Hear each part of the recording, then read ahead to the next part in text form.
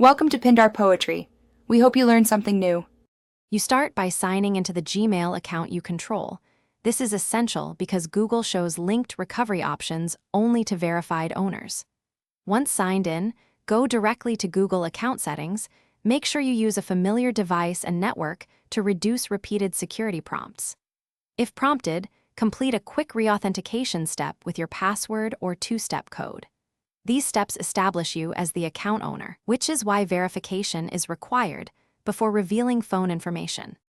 Next, navigate to Personal Info, then Contact Info and select Phone. This is where Google stores recovery numbers. Once there, Google may request re-verification, follow prompts for password, a prompt sent to a known device, or a two-step verification code. If a number displays, that's the linked phone. If it's masked, Google will often show only the last two digits for privacy. Make sure to check alternate emails or devices linked to the account for additional clues. Finally, confirm or update the number by choosing Edit and following SMS or call verification.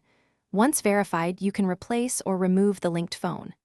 If you cannot view or change the phone because you're locked out, use Google's account recovery form, provide exact account creation date, previous passwords, and device locations to improve success chances.